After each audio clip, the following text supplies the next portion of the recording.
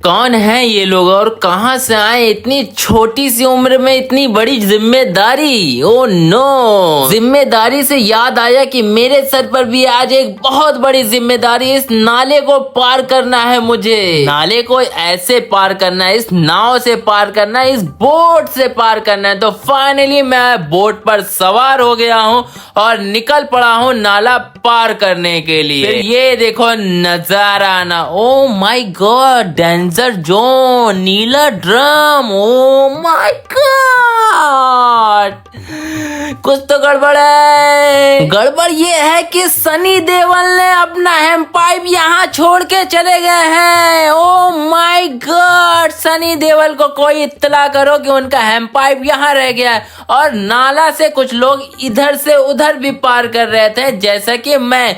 फिर मुझे फांसी का फंदा दिखा। ओ नो, यहाँ क्या क्या है। फिर फाइनली मैं नाला पार कर चुका था ये सब देखने के बाद। और फिर आगे बढ़ा तो मैंने देखा ये क्या है, ये छोटी छोटी मच्छी, झींगा।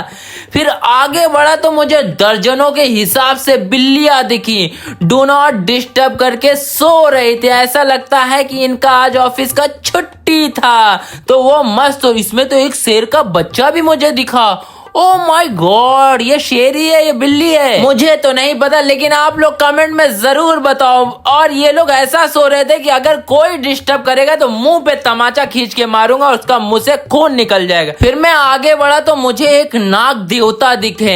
ये देखो, एक नहीं पांच पांच नाग देवता दिखे यार। This is very nice. Sawan का महीना चल रहा है और नाग देवता जी दिख गए, मतलब मेरे लिए खुश नसीब ही नसीब। फिर मैंने उनको नमस्ते किया और आगे निकला तो मुझे ये बच्चा दिखा। फिर मैंने इससे पूछा कि इतना सारा पैसे कहां से लेकर आया। इसने बोला साल भर का मेहनत है। मैंने गुल्लक फोड़ दिया। फिर मुझे दिखा ये छोटी उम्र बड़ी जिम्मेदारी। बाप रे बाप, मेरा कलेजा ठंडा पड़ गया, मुझे चक्कर आने लगा। इसको क्यों नहीं आ रहा है इतनी छोटी सी उम्र में और इतना ज्यादा बोझ, बाप रे बाप। फिर मुझे देखा एक आंटी ने भी अपने सर पर बोझ रखा था यार। मैंने कहा आज मुझे क्या क्या देखने के मिल रहा है, सिर्फ बोझ ही बोझ।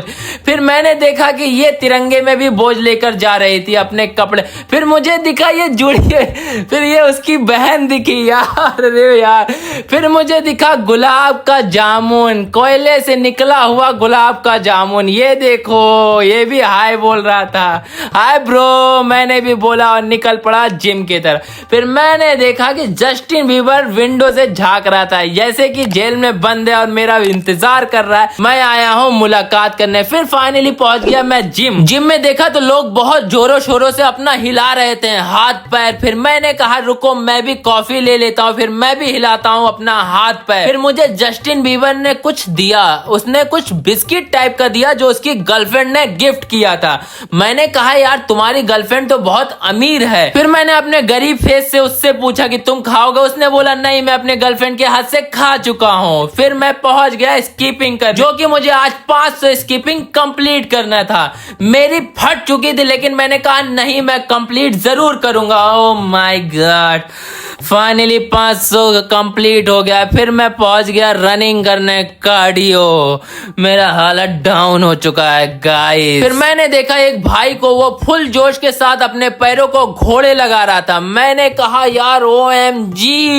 फिर भाई का एक्सरसाइज हो चुका था कंप्लीट। फिर मैंने सोचा कि मैं भी क्यों ना अपने पैरों को घोड़े लगाऊं। फिर मैं भी निकल गया अपने पैरों को घोड़े लगाने के लिए। फिर फाइनली मैं पहुंच गया खुद को एक पैर पर बैलेंस करने के लिए। मैं बहुत बेहतरीन तरीके से एक बार बैलेंस कर लिया, लेकिन दूसरी बार फिर मेरे शरीर ने मेरा साथ छोड़ दिया जैसे कि मेरी गर्लफ्रेंड ने साथ छोड़ दिया था। फिर मैं पहुंच गया तैरने के लिए क्योंकि बाहर बारिश बहुत तेज थी। फिर ये सब करने के बाद मेरी बॉडी मेरा साथ बिल्कुल नहीं दे रही थी, जैसे कि मेरी गर्लफ्रेंड ने जीवन में मेरा साथ नहीं दिया। फिर मेरा जो साथ दिया यानी कि बजरंग बली जी ने, फिर मैं उनके पास पहुंच गया, उनका आशीर्वाद लिया, उनका चरण स्पर्श किया और यही होता है मेरा ब्लॉग खत्म। जय श्री राम।